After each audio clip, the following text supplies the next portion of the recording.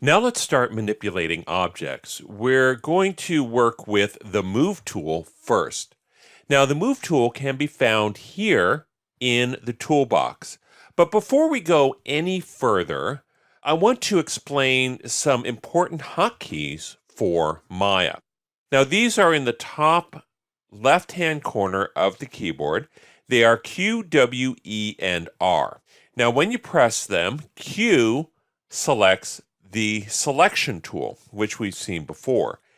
W selects move, E selects rotate, and R selects scale. So if you learn to position your hand up on that top left corner of the keyboard, you can do Q, W, E, and R very, very quickly. And it's a great way to work in Maya. It really allows you to move very quickly between move, rotate, scale, and select. Now we're going to look at move. So I'm going to hit W to go into the move tool. And when we do, we can select an object just like we select using the select tool. So I can just left click on any object in the scene and it will select. Now, when we select an object, this little icon comes up, and this is our Move tool. Now, we have all of our axes here represented by arrows. So I have red for X, green for Y, and blue for Z. So XYZ equals RGB. And if we want to, I can move it along the x-axis by selecting the red axis. The green axis moves it up and down along Y. The blue axis moves it back and forth along Z. Now, there are times when you will need to move it along multiple axes, so you can just highlight the center here and you can move it wherever you want. Now, doing this in the 3D view probably isn't that wise because it's not really that accurate. If I go into an orthographic viewport by hitting my space bar or selecting my quad view panel layout, you can see that I can actually go into, say, a top view. And when I go into the top view and select that center portion, it actually restricts the motion to only those axes that you have in the top view, in this case, X and Z. So we're not going to be moving it in Y.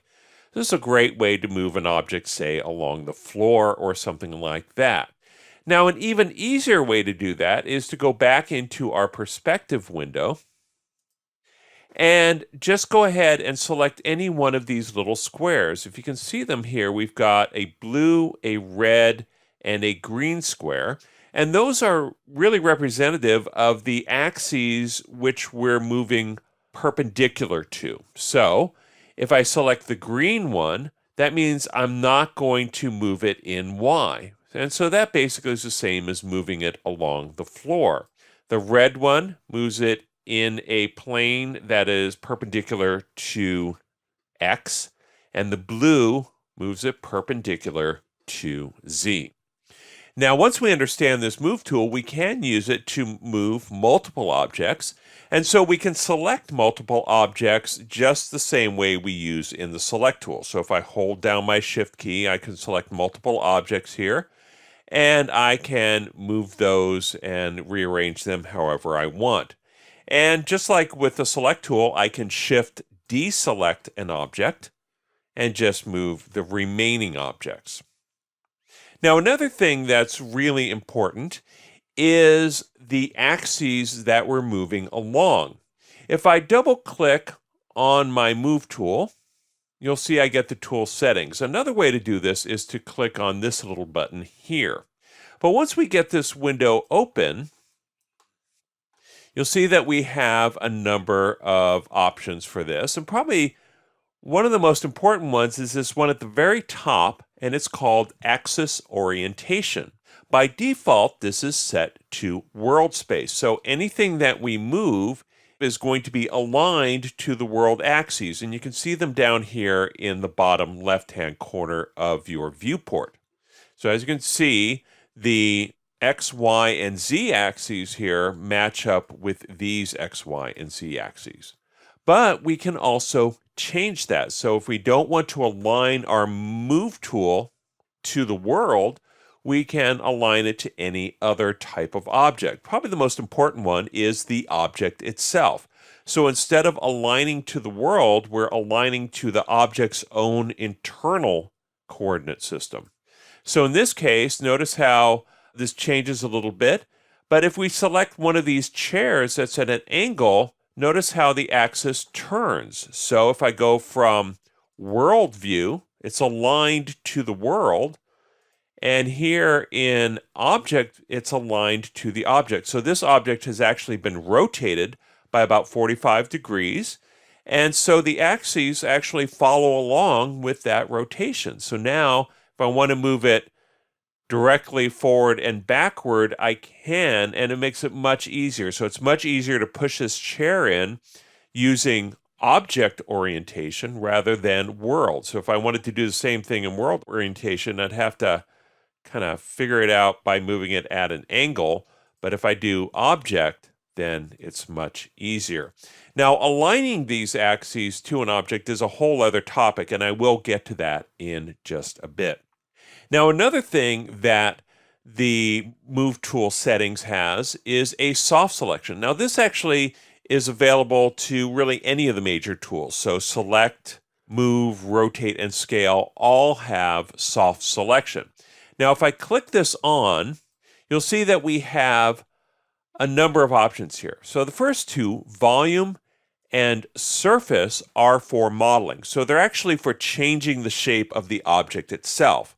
Now we're dealing with whole objects, so we're going to focus more on global and objects. So if I select, say, this chair and turn on object, and I want to make sure my fall off radius is fairly high, let's say about 400,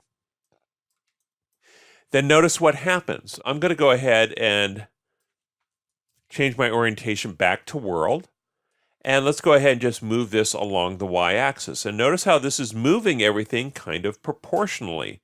But it's kind of leaving behind this one on the left here. So if we wanted to, we could dial up our fall-off radius just a little bit. And notice how these change color.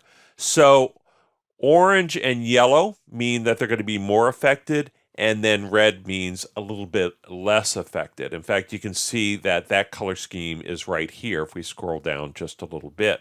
So as I move these, you can see I can move these proportionally.